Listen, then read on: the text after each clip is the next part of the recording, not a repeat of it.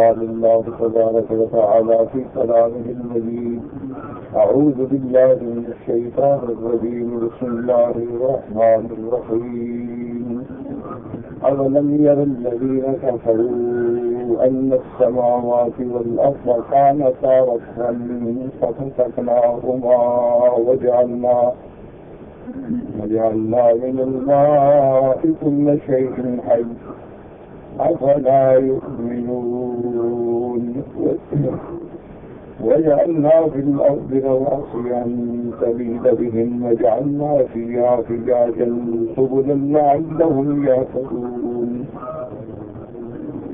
وجعلنا السماء سقفا محفوظا وهم عن آياتها معرضون وهو الذي خلق الليل والنهار والشمس والقمر كل في فلك يسبحون.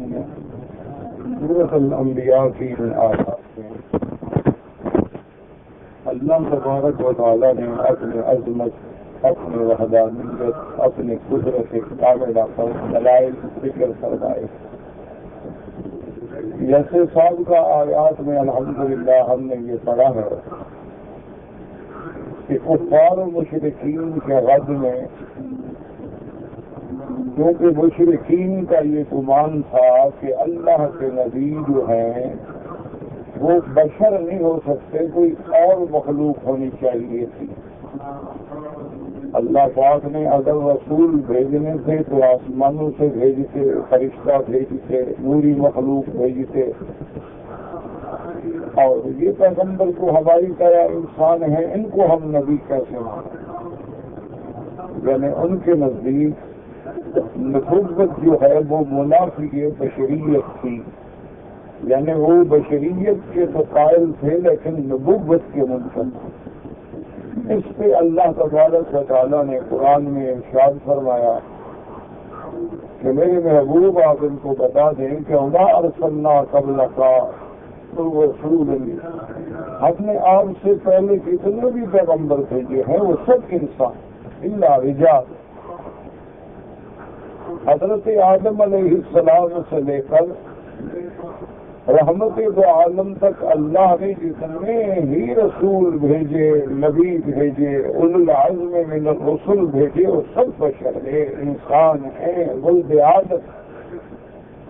کسی بھی حضور کو اللہ نے حکم دیا ان کو فرمایا قل ما کنت بدعا من الرسل، میں کوئی انوکھا کوئی نیا نبی تو نہیں ہوں کہ تم ایسی باتیں کرتے ہو. اللہ تبارک و تعالیٰ نے ہمیں اپنی رسالت کے لیے چن لیا ہے. اللہ نے ہم پر اپنا کلام وحی فرمائی ہے.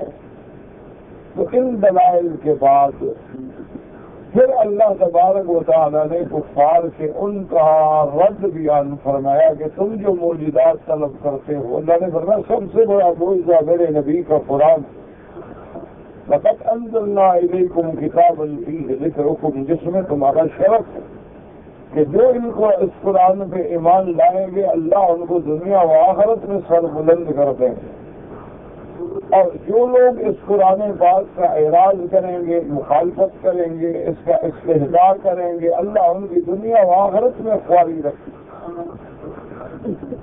پھر اللہ پاک نے ان کی تنبیہ کے لیے فرمایا تھا کہ میرے محبوب ان کو بتلائیں کہ سابقہ قوموں پہ نظر ڈالیں کم قسمنا من قریب،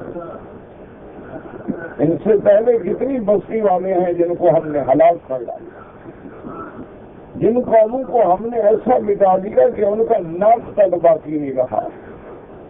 جیسے قوم نوح علیہ السلام نے صرف وہ لوگ بچ گئے جو نوح علیہ السلام کے ساتھ.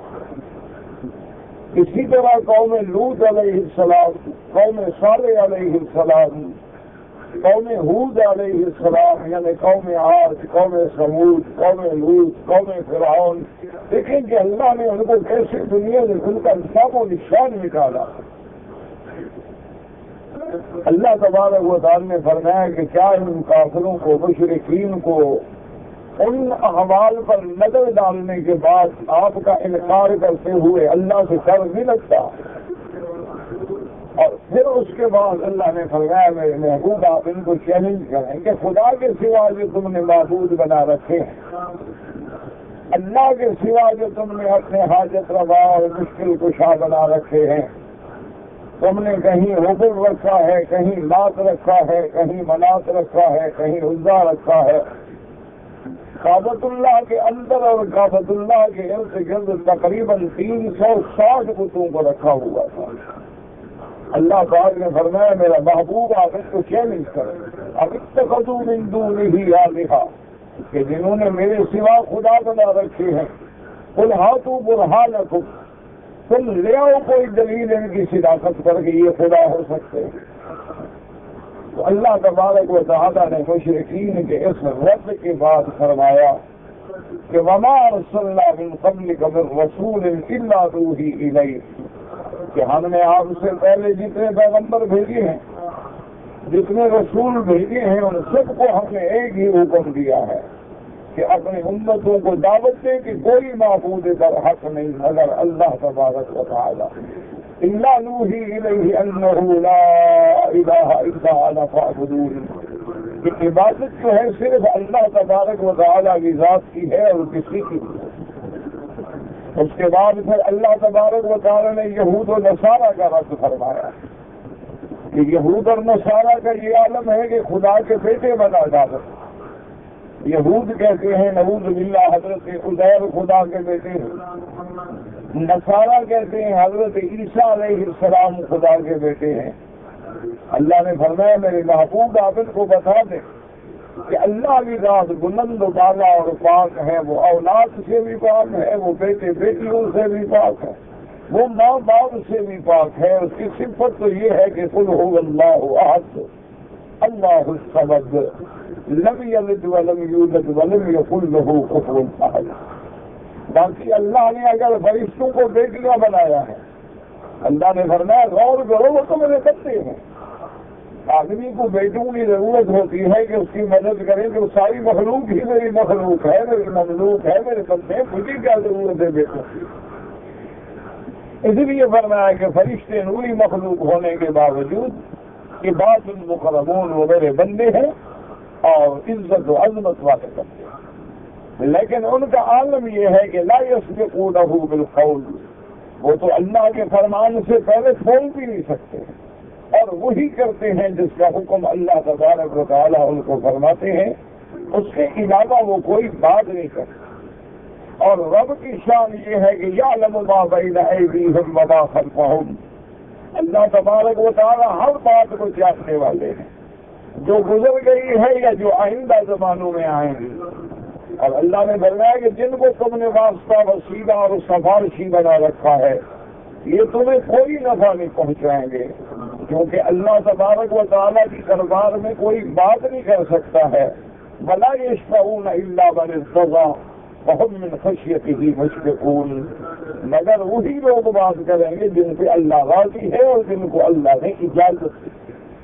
اور ان بات کرنے والوں کا بھی عالم ہے کہ وہ اللہ کی عظمتوں سے ڈرنے والے، اللہ تبارک و تعالیٰ سے ڈر رہے۔ ان ساری دلائل کے بعد اللہ پاک نے پھر اپنی قدرت کے کہ اللہ تبارک و تعالیٰ وحدہ لا شریک ہے، اللہ تبارک و تعالیٰ کی ذات جو ہے وہ قادر و مختار ہے، اللہ تبارک و تعالیٰ کی ذات جو ہے متصرف فی الامور ہے، اللہ تعالیٰ کی ذات جو ہے نفع نقصان کی مالک ہے، پھر اس کے دلائل کا ذکر آیا۔ وَلَمْ يَرَ الَّذِينَ كَفَرُوا أَنَّ السَّمَاوَاتِ وَالْأَرْضَ كَانَتَا رَتْقًا فَفَتَقْنَاهُمَا وَجَعَلْنَا مِنَ الْمَاءِ كُلَّ شَيْءٍ حَيٍّ أَفَلَا يُؤْمِنُونَ۔ اللہ نے فرمایا میرا محبوب کیا یہ نہیں دیکھتے؟ کیونکہ رؤیت کا معنی دیکھنا بھی ہے اور علم بھی ہے۔ تو بعض چیزیں وہ ہیں جو ہمیں دیکھنے سے معلوم ہوتی ہیں اور بعض چیزیں وہ ہیں جو استدلال اور علم سے حاصل ہوتی ہیں۔ اس لیے اللہ نے فرمایا کیا یہ غور نہیں کرتے، کیا یہ نہیں دیکھتے کہ یہ آسمان و زمین جو تھے بند تھے پھر ہم نے ان کو کھول دیا۔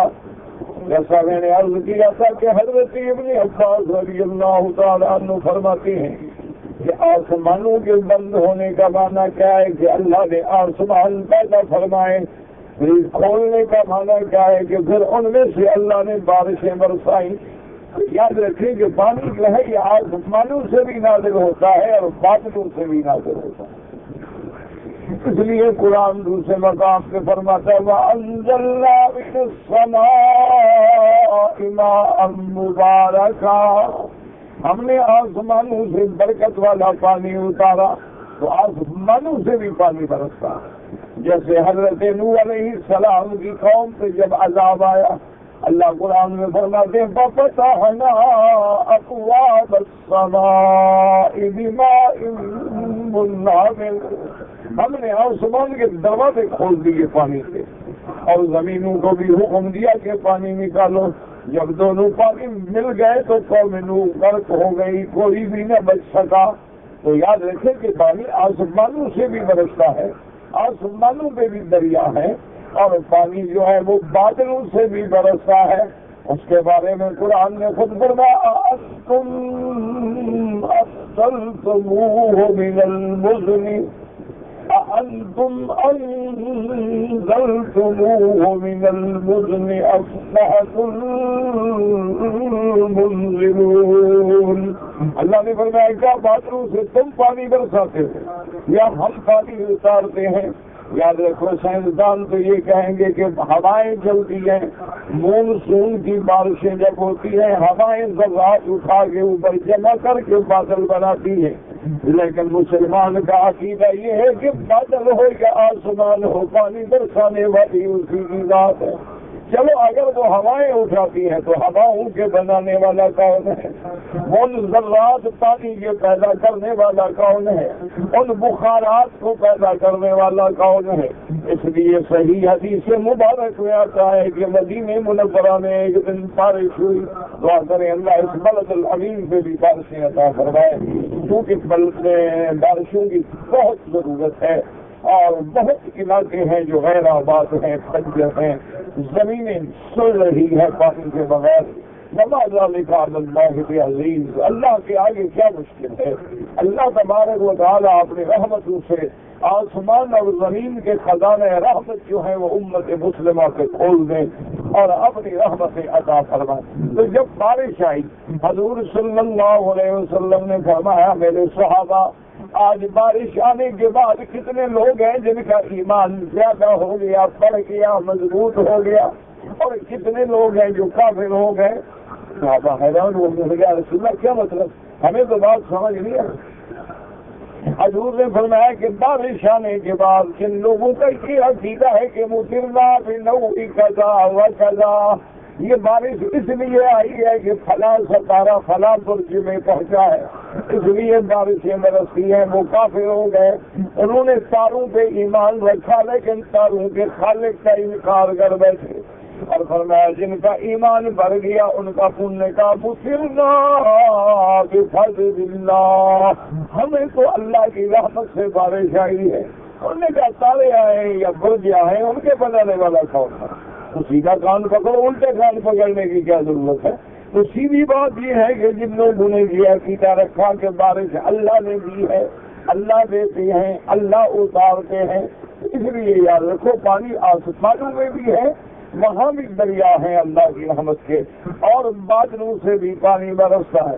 اللہ نے فرمایا أَفَلَمْ يَرَوْا أَنَّ السَّمَاوَاتِ وَالْأَرْضَ كَانَتَا رَتْقًا، اور یاد رکھو آسمان بھی ساتھ ہیں اور زمینیں جو ہیں وہ بھی ساتھ ہیں.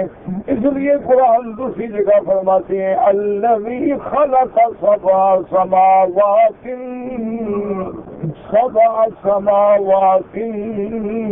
طباقا، وہ ذات جس نے 7 طبقہ آسمانوں کو بنایا، پہلا دوسرا تیسرا.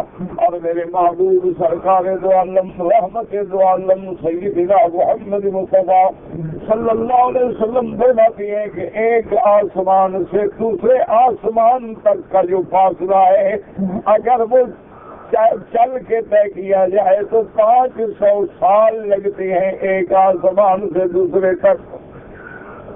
اسی طرح 7 آسمان ہیں. اور لیکن ایک مسئلہ یہاں یہ بھی سمجھ لیں کہ قرآن پاک میں جہاں جہاں لفظ سماوات آیا جمع کا صیغہ آیا ہے اور جہاں زمین کا لفظ آیا مفرد سے آیا ہے سماوات والارض له ما في السماوات وما في الارض لله ما في السماوات وما في الارض له ملك السماوات والارض. تو ہر جگہ وجہ کیا ہے؟ علماء نے فرمایا کہ آسمان بھی ساتھ ہیں، زمینیں بھی ساتھ ہیں، لیکن زمین ایک ہی جنس سے اللہ نے بنائی ہے اور آسمان جو ہے وہ مختلف جنسوں سے ہیں. یعنی پہلا آسمان اور چیز سے ہے، دوسرا اور سے ہے، تیسرا یعنی کوئی چاندی سے ہے، کوئی سونے سے ہے، کوئی اور چیزوں سے، لیکن زمین کی جنس ایک ہے. اس لیے وہاں الف لام جنس کا استعمال ہوتا ہے. اس لیے اللہ تبارک و تعالیٰ جمع کا صیغہ فرماتے ہیں آسمانوں میں. فرمایا آسمان بند تھے، ہم نے بارشوں کے لیے کھولا، زمینیں بھی بند تھی، ہم نے ان کو آبادی کے لیے کھولا کہ پھر زمین پہ پانی پڑا اور اس سے آبادیاں اگنی شروع ہو گئی. فرمایا اس سے غور کرو اولم یروا، کیا یہ نہیں دیکھتے، کیا یہ نہیں جانتے کہ آسمان بند تھے اور کو ہم نے کھولا ہے. اور آگے فرماتے ہیں وَجَعَلْنَا مِنَ الْمَاءِ كُلَّ شَيْءٍ حَيٍّ. اللہ نے فرمایا کہ ہر چیز، ہر جاندار، بلکہ ہر چیز کو ہم نے زندگی دی پانی سے. کیا مانا؟ کوئی چیز، حیوانات ہیں، انسان ہیں، نباتات ہیں، دنیا کی کوئی چیز ایسی نہیں جس کو اللہ نے پانی سے یا پیدا فرمایا یا اس کا بقا پانی کے ذریعے فرمایا. اب دیکھیں پانی نہ ہو تو کوئی جاندار چیز زندہ نہیں رہ سکتی. اسی لیے اللہ نے انسان کو پیدا فرمایا، جہاں اس میں مٹی ہے وہاں پانی بھی ہے، اربع عناصر سے اللہ نے پیدا فرمایا. اس لیے حضور فرماتے وَإِنِّي عِندَ اللَّهِ لَخَاتَمُ النَّبِيِّينَ وَآدَمُ بَيْنَ الْمَاءِ وَالطِّينِ أَوْ كَمَا قَالَ رَسُولُ اللَّهِ صَلَّى اللَّهُ عَلَيْهِ وسلم.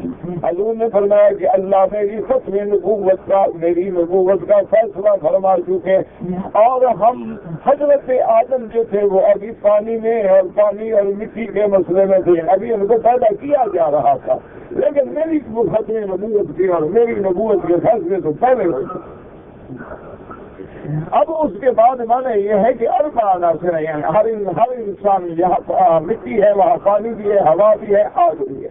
اسی طرح ہر چیز کی پیدائش میں وَجَعَلْنَا مِنَ الْمَاءِ، زمینوں کی زندگی پانی سے، حیوانوں کی زندگی پانی سے، مچھلیوں کی زندگی پانی سے، جانوروں کی زندگی پانی سے، درختوں کی زندگی پانی سے، نباتات کی زندگی پانی سے.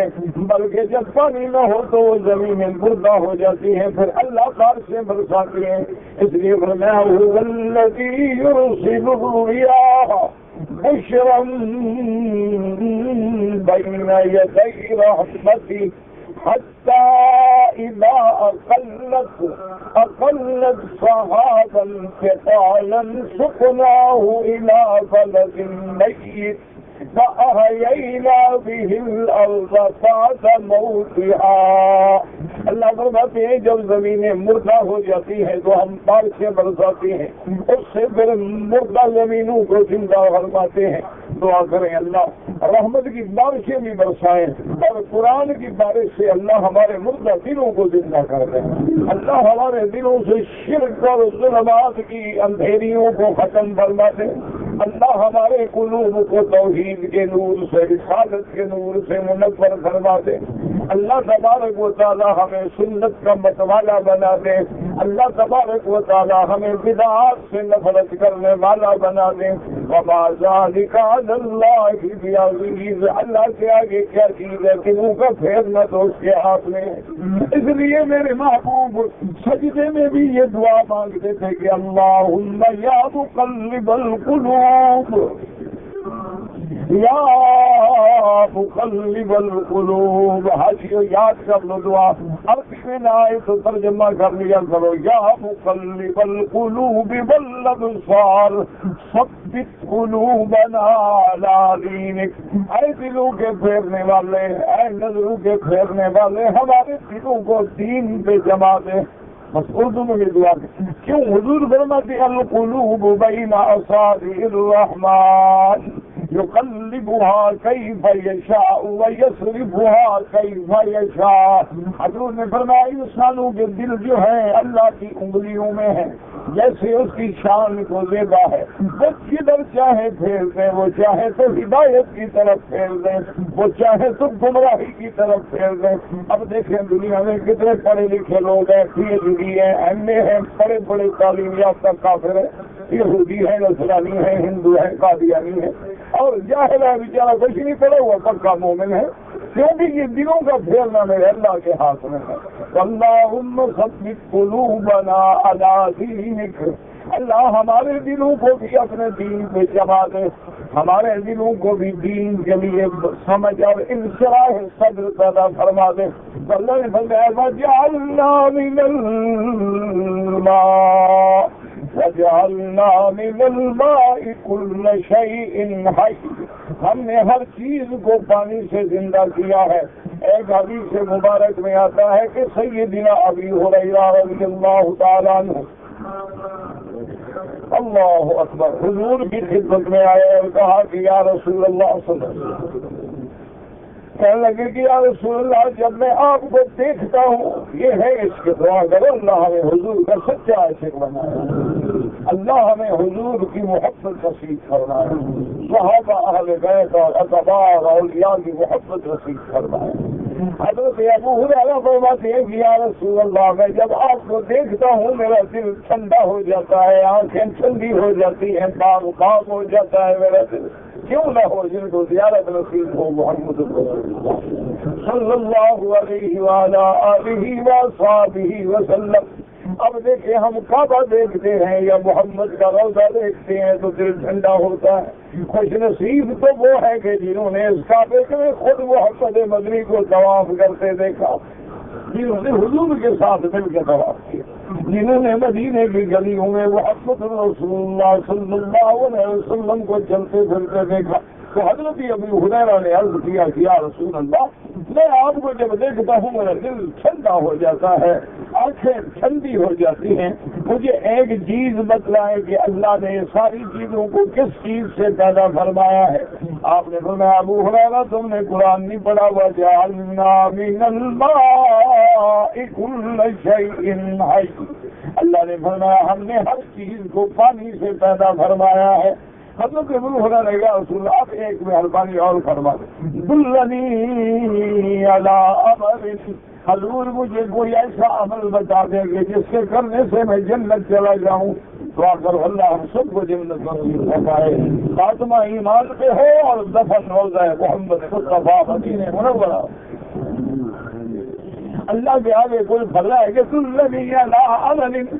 یا رسول اللہ صلی اللہ علیہ وسلم مجھے ایسا عمل بتلائیں کہ جس کے کرنے سے مجھے جنت مل جائے. اب دیکھیں کیسا پیارا عمل ہے، تم بھی یاد کر لو. مانا یہ ہوتا ہے کہ عمل کر.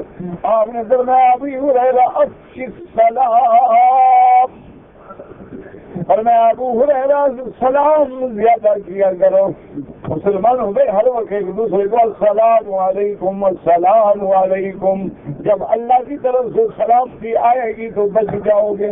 اور مومن کا تو تحیہ بھی ہے، تحیتہم یوم یلقونہ سلام. اور زندگی میں بھی سلام اور مرنے کے بعد بھی سلام. کہ قبرستان سے گزرو تو سب کہتا ہو السلام علیکم یا دار قوم مؤمنین. یعنی وہاں بھی سلام. اور جب مومن جنت میں جائیں گے وہاں بھی کیا کہیں گے ایک دوسرے کو سلام. اور ملائکہ داخل ہوں گے تو وہ بھی کیا کہیں گے سلام. والملائکۃ یدخلون علیہم من کل باب سلام علیکم بما صبرتم فنعم عقبی الدار. مسلمانوں خوش نصیب ہو. کسی کے نزدیک نمستے ہیں، کسی کے نزدیک گڈ مارننگ گڈ ایوننگ ہے، کسی کے اندر یہ سلام والا تحیہ ماسوا اسلام کے کسی کے پاس نہیں. دنیا کا کوئی مذہب دیکھ لیں، صرف اسلام ہے، چلتے پھرتے السلام علیکم، نماز ختم ہوگی تو السلام علیکم، تاکہ تمام نمازیوں پہ، تمام فرشتوں پہ، تمام حاضرین موجودین غیر موجودین سب پہ سلام ہو جائے، اس لیے سلام فرمایا افشوا السلام، ابو ہریرہ زیادہ سے زیادہ سلام پھیلاؤ، اور اس کے بعد فرمایا اطعم الطعام، اور مسکینوں کو کھانا کھلایا کرو جتنا اللہ تمہیں توفیق عطا فرمائے۔ یہ ضروری نہیں ہوتا کہ لاکھوں لوٹا دو، کسی کو ایک کھجور کھلا دو، کچھ نہیں کر سکتے ہو، زمزم کا پیالہ بھر کے پلا دو، پانی کا گلاس بھر کے پلا دو، یہ ضروری نہیں ہوتا کہ ہم دیکھیں بنائے، جو اللہ نے توفیق دی ہے۔ ایک آدمی 1000 دے سکتا ہے، ایک آدمی 1 ریال دے سکتا ہے، اللہ کے واسطے میں غریبوں کو، مسکینوں کو، بھوکھوں کو کھانا کھلاؤ۔ فرمایا وصل الارحام، رشتے داروں میں صلہ رحمی کرو، ان سے جوڑو، بنانے کی کوشش کرو، توڑنے کی کوشش نہ کرو۔ آپ نے فرمایا کہ ان کے اندر کیا ہے، اور فرمایا وصل باللیل والناس نیام، فرمایا ابو ہریرہ، اور جب رات کو لوگ آخری پہر میں جب نیند کے ہلکورے لے رہے ہوں تو جاگ کے اللہ کے آگے کھڑے ہو کے نمازیں پڑھو۔ فرمایا ادخلوا الجنت بسلام، پھر جنت میں داخل ہو جاؤ اللہ کی رحمت سے۔ تو یہ ایسے عمل ہیں جن کا کرنا کوئی مشکل نہیں ہے، السلام علیکم کہنا مشکل نہیں، اللہ توفیق دے تو کسی غریب کو کھانا دے دینا مشکل نہیں، کھانے کا پیسہ دے دینا مشکل نہیں، کوئی چیز لے کے کھلا دینا مشکل نہیں، برادری میں، بھائیوں میں، رشتے داروں میں آپس میں محبت رکھنا مشکل نہیں، اور رات کو اللہ توفیق دے تو تہجد میں ہمت ہو تو 8 رکعتیں پڑھیں، آج نہ پڑھ سکیں تو 4 رکعتیں پڑھ لیں، 4 بھی پڑھنے کا نہ ہوتا ہے تو 2 رکعتیں پڑھ لیں، تاکہ رات کے جاگنے والوں میں تیرا نام شامل ہو جائے۔ اور ایک بات یاد رکھو حاجی، یہ ضروری نہیں ہوتا کہ تہجد آخری رات میں پڑھو، یہ ہمارے بعض لوگ یہ ہے نا، انہوں نے ایک مسئلہ بنایا ہوا ہے کہ جی تہجد کے لیے تو سونا ضروری ہے، کوئی سونا ضروری نہیں۔ یاد اگر کوئی بندہ عشاء کی نماز پڑھ کے مثلاً گھر چلا گیا، کھانا کھایا، گھر میں بیٹھا بادشاہ کی، سونے سے پہلے اس نے وضو کر کے 4 رکعت پڑھ لی، یہی تہجد ہے۔ اچھا وہ وقت بھی نہ ملے، عشاء کے بعد جو سنتیں اور نفل کے بعد جتنی نفل پڑھتے جاؤ گے یہ بھی تہجد شمار ہو۔ تہجد کا معنی یہ ہے کہ اب رات میں نیند کا وقت شروع ہو گیا ہے، افضل وقت یہ ہے کہ رات کے آخری حصے میں پڑھا جائے، افضل وقت وہ ہے، کیونکہ وہ ایسا وقت ہے کہ جب میرا پروردگار عالم عرش سے آسمان دنیا پہ آتی ہے اور بولتے ہیں حل من مستغفر، ہے کوئی معافی مانگنے والا، ہے کوئی مجھ سے رزق مانگنے والا، وہ رحمت کا عین وقت ہے۔ تو آخری حصہ رات کا جو ہے وہ تو سبحان اللہ، وہ تو سب سے افضل ہے۔ اور حاجی اگر آدمی ہمت کرے، دیکھو آج 4:30 بجے تقریباً یعنی اذان ہوگی، اچھا 5:30 بجے اذان ہوگی، اچھا جی 4:30 تہجد کی۔ اچھا اگر آدمی اذان سے صرف آدھا گھنٹہ بھی پہلے اٹھے، وضو کر کے 2 رکعت پڑھ کے تہجد شامل ہوگی، ورنہ تہجد تو خیر وہ ہے نا کہ آدمی 8 رکعت پڑھے، قرآن زیادہ پڑھے، قرات لمبی کرے، قیام لمبا کرے، رکوع لمبا کرے، سجود لمبا کرے، وہ تو بس سبحان اللہ نا۔ لیکن اگر نہ بھی ہو تو 2 رکعت پڑھ لے، اتنے ہی کافی ہے، یہ شمار تو ہو گیا نا ہمارا، ان میں نام تو شامل ہو گیا۔ اس لیے حضور نے فرمایا وَجَعَلْنَا مِنَ الْمَاءِ كُلَّ شَيْءٍ حَيٍّ افلا یؤمنون، اللہ نے فرمایا میری یہ نشانیاں دیکھنے کے بعد اب ایمان نہیں لے آتے۔ وَجَعَلْنَا فِي الْأَرْضِ رَوَاسِيَ، اللہ نے فرمایا پھر ہم نے زمین میں بوجھ رکھے ہیں، بوجھ کیا ہے؟ جبال، پہاڑ، جیسے دوسرے مقام پہ فرماتے ہیں أَلَمْ نَجْعَلِ الْأَرْضَ مِهَادًا والجبال اوتادا، اللہ نے پہاڑوں کو میخیں بنا دیا زمین کے لیے کہ زمین حرکت نہ کرے، کیوں زمین اگر حرکت کرے بندے رہیں گے کیسے، کاش کیسے کریں گے، گھر کیسے جو بنائیں گے گر جائے گا، اللہ نے جلا دیا ہے زمین کو. وَجَعَلْنَا فِي الْأَرْضِ رَوَاسِيَ أَن تَمِيدَ بِهِمْ وَجَعَلْنَا فِيهَا فِجَاجًا سُبُلًا. اللہ نے فرمایا اور پھر زمین میں ہم نے کھلے کھلے راستے بنا دیے. کیوں؟ اگر زمین اتنی مشکل ہوتی کہ تم چل ہی نہ سکتے، تم گزر ہی نہ سکتے، تو پھر یہ تجارت معاملات حج کیسے ہو؟ یہ اللہ تبارک و تعالیٰ کا انعام ہے. وَجَعَلْنَا فِيهَا فِجَاجًا سُبُلًا سُبُلًا لَعَلَّهُمْ يَهْتَدُونَ. تاکہ تم جب آؤ اور راستوں کو دیکھو، زمین میں چلو آؤ تو ہدایت پکڑو کہ اس کے بنانے والا کون. وَجَعَلْنَا السَّمَاءَ سَقْفًا مَحْفُوظًا.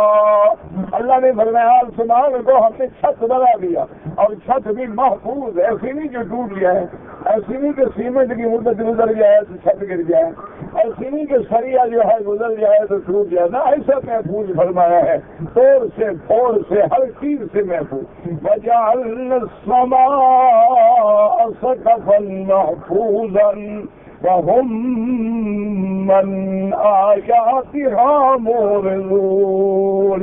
اللہ نے فرمایا یہ آسمان کو دیکھتے ہیں، یہ زمینوں پہ چلتے ہیں، یہ پانی پیتے ہیں، لیکن پھر بھی میری نشانیوں سے منہ پھیرتے ہیں، اپنے خالق کو نہیں پہچانتے، اپنے مالک کو نہیں پہچانتے. فرمایا وَهُوَ الَّذِي خَلَقَ اللَّيْلَ وَالنَّهَارَ. اور وہ جس نے رات بنایا، دن بنایا. اگر دن ہوتا تب بھی تم تنگ آ جاتے، اگر رات ہوتی تب بھی تم تنگ آ جاتے. دن تیرے کمانے کے لیے، رات تجھے سلانے کے لیے، دن تیری محنت کے لیے، رات تیرے آرام کے لیے اللہ نے پیدا فرمائی.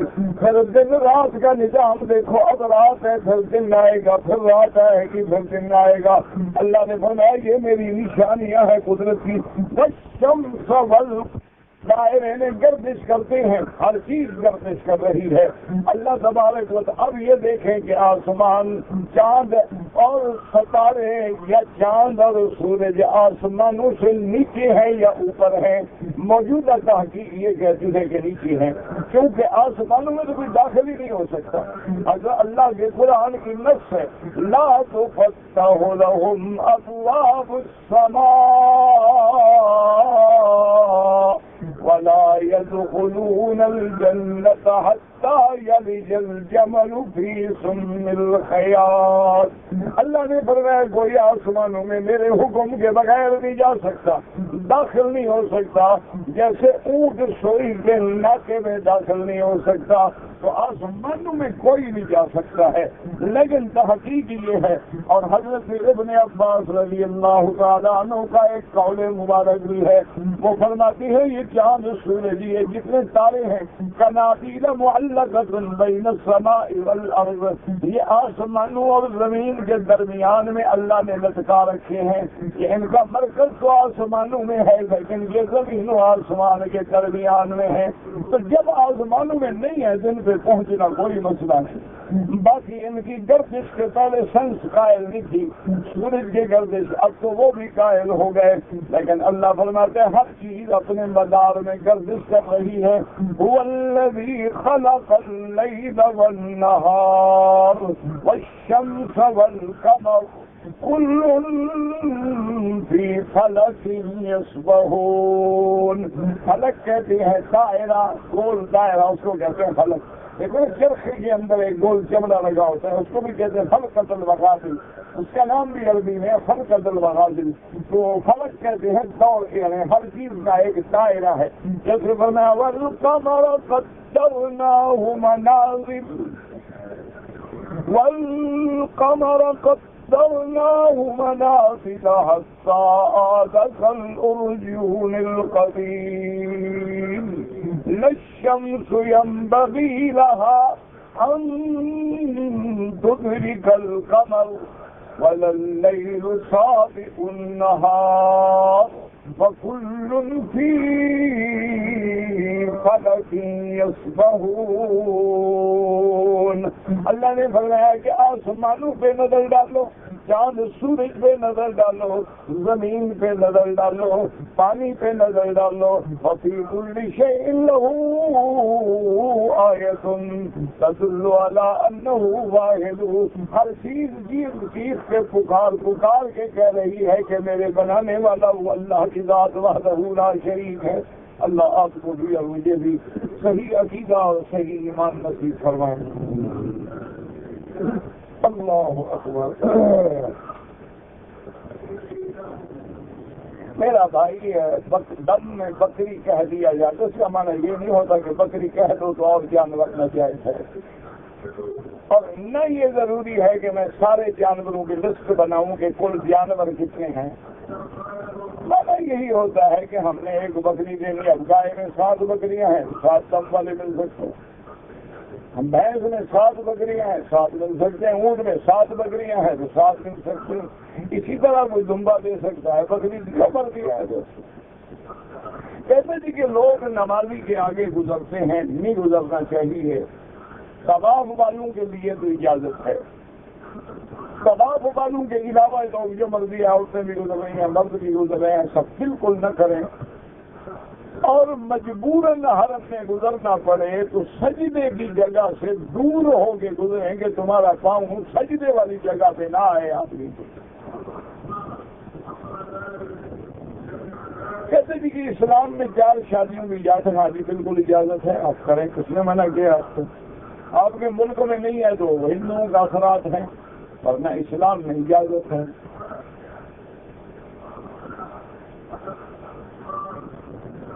کہتے ہیں میں نے مسجد عائشہ سے غسل کیا، احرام باندھا، 2 رکعت نفل پڑھے، لیکن اپنے ناخن کو دانتوں سے میں نے کاٹا۔ اب 1 یا 2 یا 3 یا 10 سارے کاٹے ہیں تو بس دم بھر گئی۔ اگر ایک آدھا کاٹا ہے یہ عادت ہے، وہ کچھ بھی نہیں ہوتا اس کا۔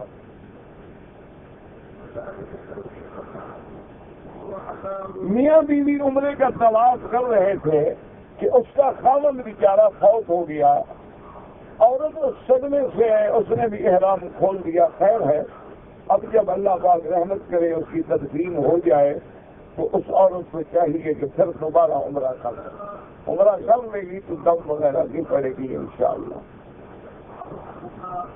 جہاں تک عورت کی عزت کا تعلق ہے، قرآن و سنت سے مرنے کے بعد عورت کے لیے شوہر کے مرنے کے بعد 4 مہینے 10 دن عزت ہے، اور حکم یہ ہے کہ عورت اپنے شوہر کے گھر میں رہے، وہاں سے باہر نہ نکلے، کوئی سنگار نہ کرے، میک اپ نہ کرے، اچھے بھرکیلے کپڑے نہ پہنے، سرما نہ لگائے، سادگی سے وہ 4 مہینے 10 دن گزارے۔ اب وہ بیچاری سفر میں ہے، اب اس کے پاس نہ گھر ہے نہ در ہے، وہ تو حج سے آئی ہوئی ہے، غریب کیا کرے؟ تو اب جتنے دن ہیں یہاں گزار لے، عزت یہیں سے ہی شروع ہو جائے گی، مرنے کے بعد عزت کا شمار شروع ہو جاتا ہے، اور پھر جب گھر پہنچ جائے تو شوہر کے گھر میں عزت گزار۔ ہاں کبھی ایسا ہوتا ہے مثلاً کہ ایک آدمی مر گیا، اس کی بیوی ہے، لیکن خاوند کے مرنے کے بعد اس کے بھائیوں نے رشتے داروں نے گھر سے نکال دیا، تو وہ پھر دوسرے گھر میں بھی عزت گزار سکتے کہ وہ کہاں جائے، اس کو تو رہنے نہیں دیتے، جب رہنے نہ دے تو وہ کیا کرے، اور بغیر کسی ضرورت کے وہ گھر سے نہ نکلے۔ اگر کوئی محرم عمرے کرنے والا احرام کے بعد عمرے میں طواف کر لے، صفا مروہ دوڑ لے، اب صرف بال مڈانے باقی رہ گئے ہیں، تو کیا وہ اپنے بال اپنے ہاتھ سے صاف کر سکتا ہے، یا دونوں احرام والے ہیں صاف کر سکتے ہیں؟ بالکل کر سکتے ہیں۔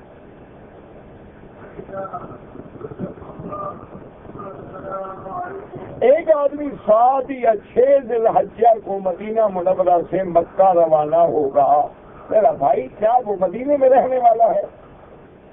اگر مستقل مدینے کے رہنے والا ہے، وہ 7 کو آ رہا ہے یا 6 ذی الحج کو آ رہا ہے، اس کی مرضی ہے جو احرام باندھے، چاہے تو حج افراد یعنی صرف حج کا احرام باندھے، چاہے تو تمتع کرے، پہلے عمرے کا احرام باندھ کے مکے میں آ کے احرام کھول دے، پھر حج کا احرام باندھے، چاہے تو عمرہ اور حج ملا کے دونوں کا قران کا احرام باندھے، کیونکہ وہ تو میقات کے دائر سے آ رہا ہے، اور میقات کے دائر سے آنے والے کے لیے تینوں حج کرنے کی اجازت ہے۔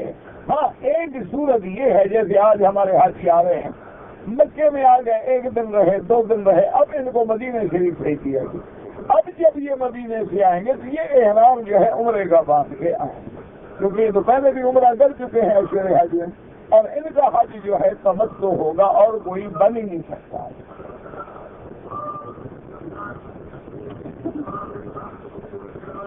اگر ہم مثلا 3 بھائی ہیں، ایک بھائی نے جائیداد بنائی، محنت کی، تو ان بھائیوں کا حصہ ہے؟ بالکل نہیں، ان کا کیا حصہ ہے؟ آدمی اپنے باپ کی جائیداد میں حصے دار ہے، نہ کہ بھائی کی جائیداد میں حصے دار ہے۔ بھائی نے بنایا وہ بھائی کی ہے، تمہارا کوئی حصہ نہیں۔ ثواب کرنے کے بعد اگر ہم کسی کی ثواب کے لیے نیت کریں، دعا کریں، انشاءاللہ اللہ ثواب دیں گے، نفلی عبادت ہے۔ کہتے تھے کہ ہم مدینے سے جب واپس آئیں گے تو 2 دن صرف باقی ہوں گے، اب آپ قران نہیں کر سکتے، آپ کا تمتع ہی رہے گا، آپ عمرہ کر کے پہلے چھوڑ چکے ہیں احرام۔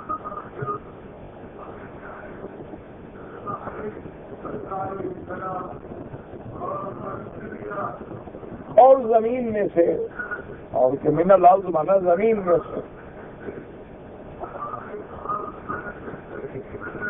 حضرت علی کی قبر مبارک اللہ عالم کہتے ہیں نجف میں ہے، اللہ جانتا ہے۔ کہتے 24 سال پہلے میں نے حج کیا تھا لیکن داڑھی نہیں رکھی تھی، پتہ ہے اس وقت تمہاری داڑھی آئی تھی کہ نہیں آئی تھی؟ بہرحال اگر کسی داڑھی نہیں رکھی تھی حج تو ہو جائے گا، لیکن بہت بڑا گناہگار ہے کہ اللہ کے نبی کی سنت کا مکے اور مدینے میں بھی آگے اس پہ شرم نہیں آیا۔ دیکھو نا، ایک آدمی سگریٹ پیتا ہے، بری بات، بڑے بھائی کے سامنے پیے اور بری بات، اپنے ماں باپ کے سامنے کھڑے ہو کے سگریٹ پیے اور بری بات، اور سگریٹ پی کے دھواں بھی باپ کے منہ میں مارے، تو اس لیے داڑھی مڈانا تو ہر جگہ بری بات، لیکن جہاں قرآن اترا ہو، جہاں خود محمد مصطفیٰ آئے ہوں، وہاں بھی آدمی کو احساس نہ آئے۔ انا للہ و انا الیہ راجعون۔ اگر ایک عورت نے طواف کر لیا عمرے کا، صفا مروہ دوڑ رہی تھی کہ حیض آ گیا، کوئی نہیں، صفا پوری کر لے۔ مسجد عائشہ سے عمرہ کرنا جو ہے امام ابو حنیفہ رحمۃ اللہ علیہ اور امام شافعی رحمۃ اللہ علیہ کے نزدیک تو بالکل جائز ہے۔ کہتے ہیں مسجد عائشہ سے کرے، جعفرانہ سے کرے، اور امام احمد بن حنبل رحمۃ اللہ علیہ فرماتے ہیں کہ بلا ضرورت نہ کرے، یعنی ضرورت ہے عمرہ کرنا تھا نہیں کر سکا، اب کرنا ہے تو کر لے، عورت بھی ایام حیض آ گئے نہیں کر سکی، اب کرنا چاہتی ہے تو کر لے، ورنہ بلا ضرورت نہ کرے۔ امام صاحب رحمۃ اللہ علیہ اور امام شافعی قائل ہیں، وہ فرماتے ہیں کہ بالکل جائز، باقی عمرہ کرنے کے بعد جس کو ثواب چاہے دے سکتے ہیں۔ میں نے اپنا حج کر لیا ہے، میری والدہ غریب ہے، اب اگر آپ چاہیں تو اپنی والدہ کی طرف سے حج کے نفل بدل کی نیت کر کے کر لو، تاکہ تمہاری والدہ کو بھی حج کا ثواب ملے گا اور تمہیں بھی پورا حج کا ثواب ملے گا، اس لیے ضرور کر دیں۔ اور ایک بات میری پلے باندھ لیں، ہر زبان میں حج کی کتابیں، مسائل، احکام موجود ہیں، اردو میں، عربی میں، انگلش میں، فرنچ میں، پشتو میں، سندھی میں، ہندی میں، ہر زبان میں۔ ہر حاجی کو چاہیے کہ کتابیں لے کے اپنے گھر میں پڑھے، اگر پڑھا ہوا نہیں ہے تو جو کمرے میں ساتھی پڑھا ہوا ہے اس کو کبھی آپ روز ہمیں سنایا کرو، 10-15 منٹ بیٹھ گئے وہ مسئلے سنتے رہے، 5 دفعہ 8 دفعہ 10 دفعہ اس کتاب کو دہراؤ، جہاں مسئلہ سمجھ نہ آئے پنسل سے نشان لگا کے عالم سے پوچھو، تو انشاءاللہ تمہارا حج غلط نہیں ہوگا۔ ورنہ دعائی کا رواج ہے، ادھر کان سے سنا ادھر سے نکل گیا، ابھی تک اس کے بعد ملیں گے جو مسئلہ میں دیا نکل کے وہی پوچھے، اچھا جی وہ مسئلہ کر رہے تھے ابھی تو بتایا ہے، اچھا میں نے سنا نہیں۔ اب اس سے حل نہیں ہوگا مسئلہ.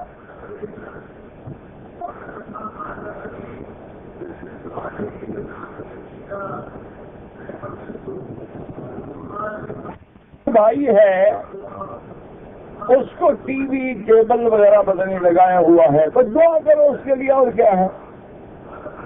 یہ دشمنوں نے ایسا انتظام کیا ہے کہ تم لاکھ عالم اکٹھے کرو, انہوں نے ایک کیبل لگا دی.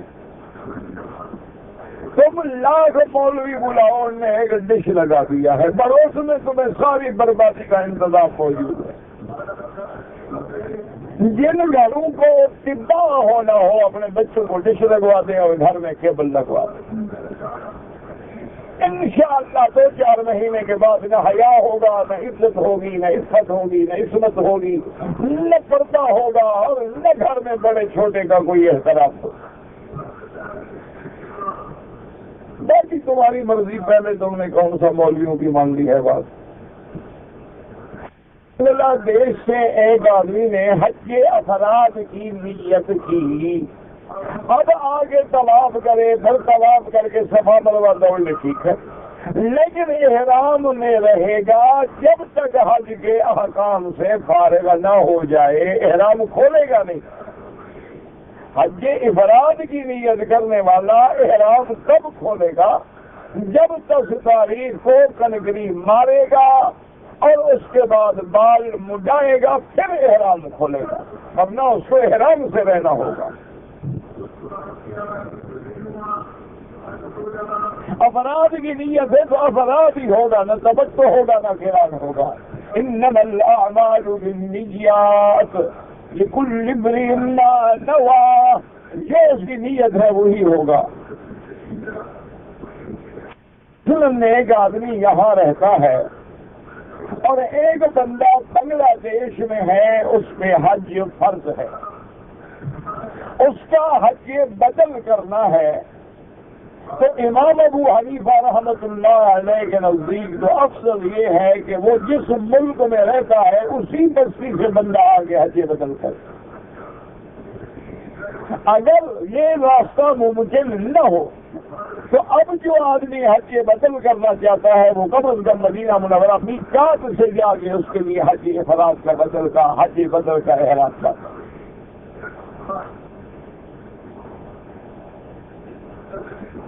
میں نے سر پہ مہندی لگائی ہوئی تھی, نماز کا وقت آ گیا تو میں نے جا کے نماز پڑھنی شروع کی. پہلے وضو کیا تھا کہ بغیر وضو کے لگائی تھی. اگر تو بغیر وضو کے لگائی تھی تو نماز نہیں ہوگی کہ مسا نہیں کیا آپ نے. اور اگر پہلے آپ نے وضو کر دیا تھا اور پھر مہندی لگائی تھی تو کوئی بات نہیں, مہندی لگی رہے تو مہندی حرام تھوڑی ہے کہ اس سے نماز نہیں ہوگی.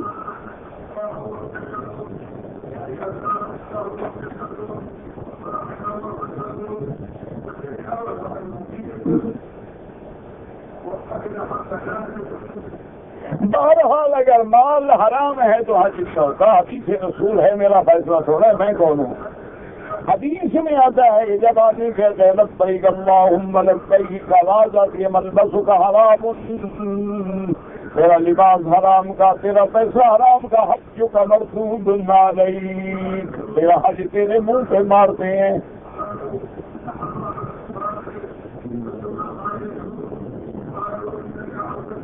اگر حقانیت کا معنی یہ تھا جو یہ نصرانیوں میں تھی کہ ساری لوگوں سے کٹ جانا, گوشت نہیں کھانا, دودھ نہیں پینا, مقویات نہیں کھانے, غذا نہیں کھانی, شادی نہیں کرنی, یہ رہبانیت ہے, وہ حرام ہے. اگر کوئی آدمی کالر والا یا کف والا قمیض پہنے کوئی بات نہیں, لیکن بعض علماء کہتے ہیں کہ کالر بند ہونے کے بعد ایک شکل جو بنتی ہے وہ سلیم کی بنتی ہے, اس لیے بہتر ہے کہ نہ پہنے. امام صاحب کے پیچھے جو گول صف آ رہی ہے وہ صف اول ہے, اور جس کو وہ صف نہ ملے پھر جتنا کعبے کے قریب ہوگا اتنا صف اول کا ثواب ملے گا.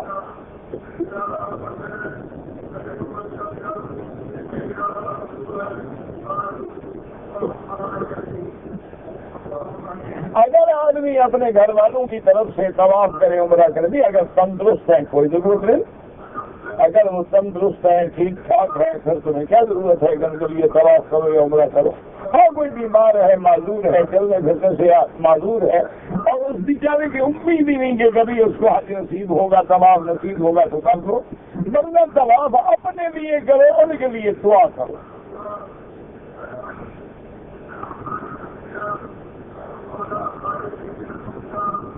حج کا مہینہ کہا گیا ہے تو حج زندگی میں ایک دفعہ فرض ہے۔ اگر آدمی زندگی میں ایک حج کر چکا ہے، چاہے وہ یکم ذی الحج کو بھی چلا جائے اپنے ملک، کوئی بات نہیں، ہر سال تو حج فرض ہوتا نہیں۔ ہاں اگر حج فرض نہیں کر چکا ہے، اشہر حج مل گئے ہیں اور کوئی ایسی مجبوری قانونی بھی نہیں ہے تو بہتر ہے کہ حج کر کے جائے۔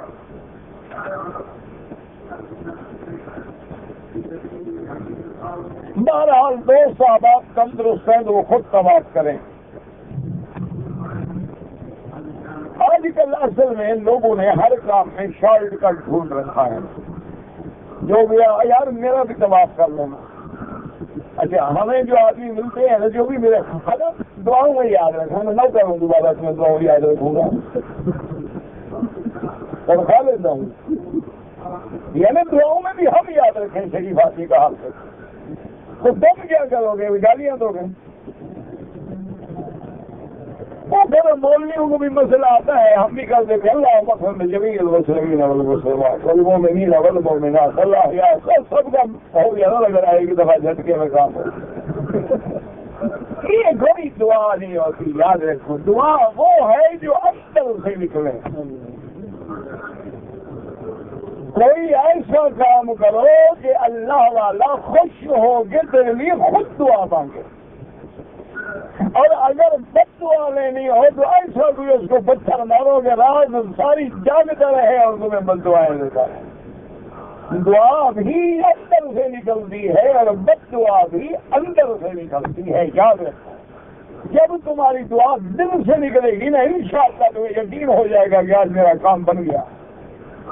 یہ تو رسم ہے کھڑے اللہم اللہم اللہم غفر اللہم غفر، میں اس کو پتا ہے ہم قلب لاہم غافل دل کے ساتھ دعا مانگنے کا فائدہ کیا ہے؟ اس لیے اللہ کہتا ہے دعا مانگو تو ادعوا ربکم تضرعا وخفیۃ، اگر تضرع پیدا نہ ہو تو پھر دعا کیا ہوئی؟ حضور نے فرمایا ان لم تبکوا فتباکوا، اگر دعا میں رونا نہ آئے تو کم از کم رونے والی شکل تو بناؤ۔ دعا مانگنے کے آداب ہے یہ تو غلط۔ اچھا جی میرا طواف کر دینا، کیوں بھائی؟ وجہ ہم تندرست ہو، آؤ مکے میں طواف کرو۔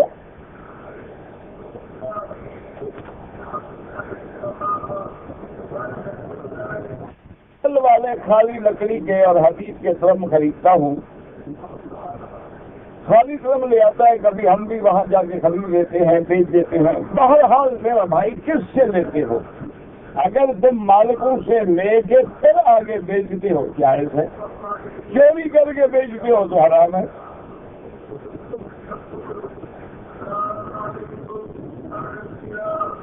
کہتے ہیں جی کہ جائے کا ارک نکال کے مہندی میں ملاتے ہیں کہ اچھا رنگ نکلے، کوئی بات نہیں، موٹی بات یہ ہے رکھو کہ 100% 100% کالا نہ ہو۔ اجتنبوا السواد، سیاہی سے بچو، باقی براؤن ہو جائے، لائٹ براؤن ہو جائے، ڈارک براؤن ہو جائے، میڈیم براؤن ہو جائے، کوئی بات، بلکہ حدیث میں ہے الحناء والکتم، حضور نے فرمایا کہ مہندی اور کچپ ملا کے آدمی استعمال کرے تو بڑا خوبصورت رنگ نکلتا ہے۔ کچپ کہتے ہیں، آپ کو میں بتا دوں، یہ نیل ہوتا ہے جو کپڑوں کو آپ نیل دیتے ہیں، اس کے پودے ہوتے ہیں، نیل کا پودا ہوتا ہے تو اس کے پتے جو ہے خشک کر لیں، اس کو مہندی کی طرح پیس کے مہندی میں ملا دے تو بڑا خوبصورت رنگ ہوتا ہے۔ ہمیں تو ملتے نہیں، پہلے ہمارے علاقوں میں گاش ہوتے تھے، اب وہ ہوتے نہیں، اب ہر چیز کے آگے 2 نمبر کیمیکل۔ کہتے جی کہ حرم میں جب جنازے آتے ہیں، بڑوں کا بھی ہوتا ہے، بچوں کا بھی ہوتا ہے، تو ہم دعا کیا کہ میرا بھائی وہی دعا سب کے لیے ہے. اللہم اغفر لحینا میتنا شاہدنا غائبنا صغیرنا و کبیرنا، بس کام سب کے لیے.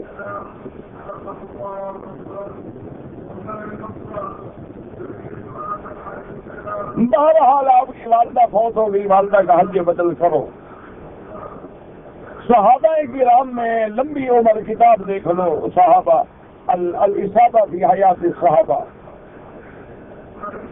کہتے ہیں حضرت انس کی بھی لمبی عمر تھی، لیکن سب سے بڑی کس کی تھی اللہ عالم. اگر میں نے عمرہ کیا ہے، عمرے کے بعد اس طرح پھروا کے سر پہ میں نے صاف کر دیا، اب اگر دوسرا عمرہ کروں، میرا بھائی بال ہوں یا نہ ہوں اس طرح پھر بھی پھروانا ہوگا. اللہ کو بالوں کی ضرورت نہیں ہے، تیرے تعمیر حکم کی ضرورت ہے.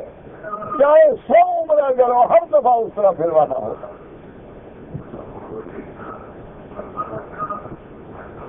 اگر آدمی پہ قرضہ ہے تو حج کر سکتا ہے.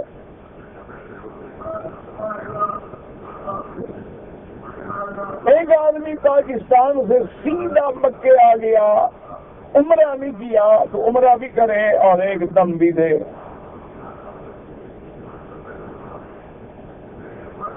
میں گاڑی کا ڈرائیور ہوں، مجھے بار بار میقات کراس کرنا پڑتا ہے.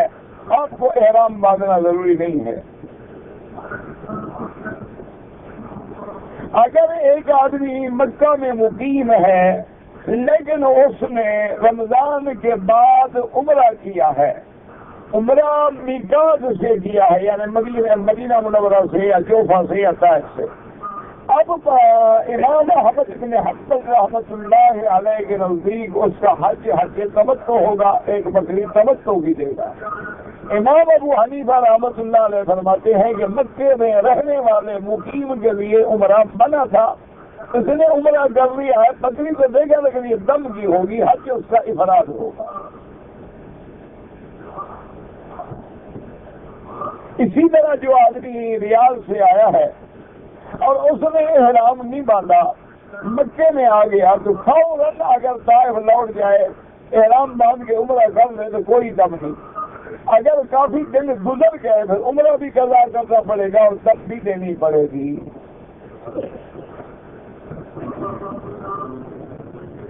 کہتے ہیں کہ جو لوگ خلفائے ثلاثہ پہ تبرہ کرتے ہیں، گالیاں دیتے ہیں، اللہ پاک ایسے برے لوگوں کی صحبت سے، قرب سے، تعلق سے محفوظ رکھے اور ایسے لوگوں سے قطعاً تعلق نہ رکھیں، کیونکہ جن کی صحابیت قرآن سے ثابت ہو اور بندہ ان پر ایمان لانے کے بجائے ان کو گالیاں دے تو پھر وہ دائرہ اسلام میں کیسے رہ سکتا ہے.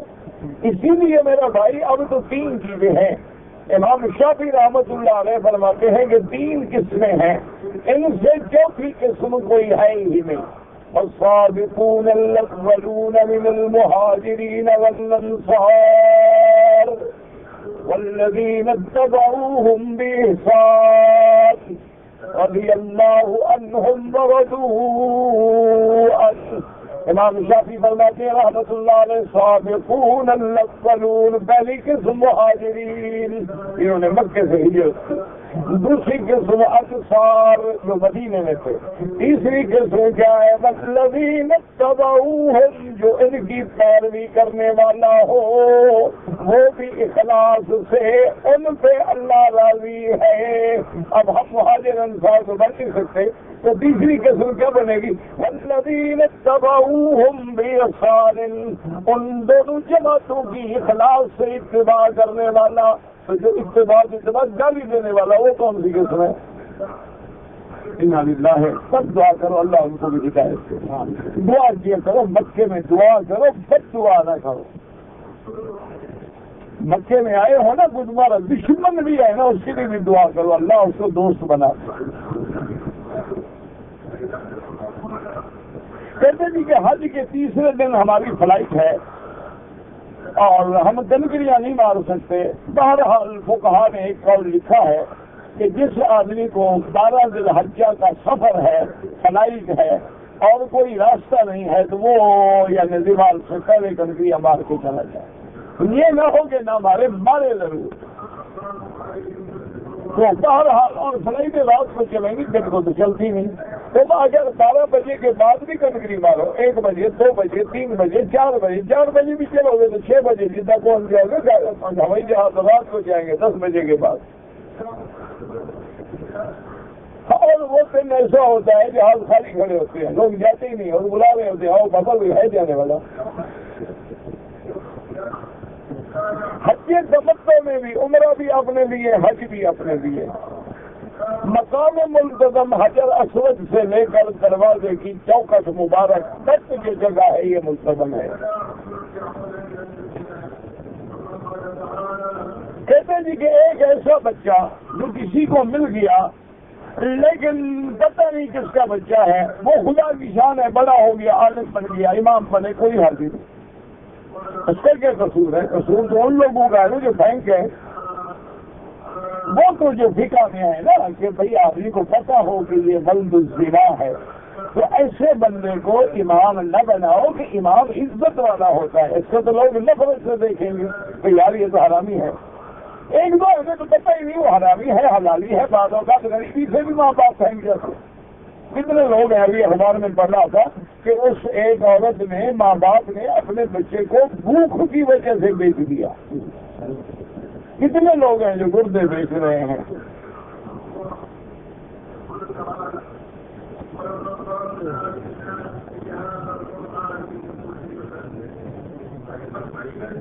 پتہ نہیں آپ نے کیا لکھا ہے, مجھ سے تو پڑھا نہیں جاتا, یہ بھی نہیں سمجھ آتا.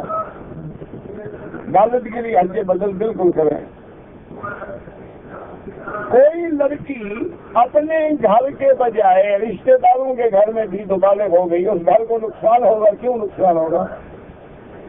یہ الٹی منطق ہے کہ جہاں لڑکی بالغ ہو جائے وہ گھر میں نقصان ہوتا ہے. بالغ ہو جائے تو لوگ شادی کے لیے تیاری کرتے ہیں کہ نقصان ہوتا ہے, فائدہ ہوتا ہے.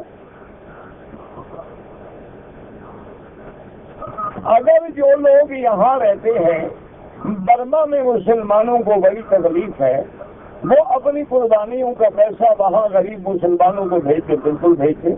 حج کی بکری نہیں بیچ سکتے. حج تمتع کی بکری یا قران کی بکری تو مکے میں ہوگی. جو قربانیاں ہم لوگ کرتے ہیں وہ اپنے ملک میں کرائیں.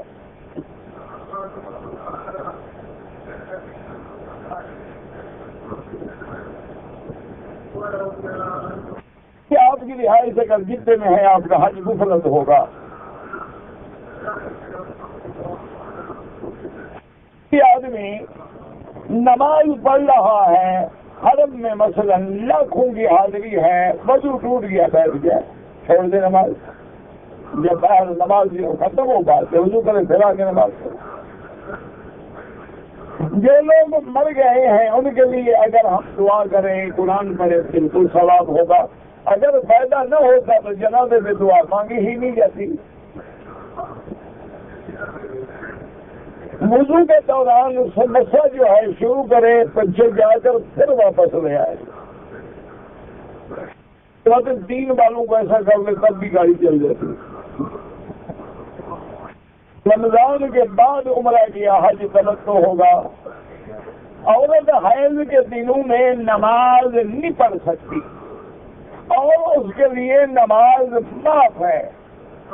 جو عورت بچہ پیدا ہو جب تک نفاس کا خون آ رہا ہے نماز نہیں پڑھ سکتی.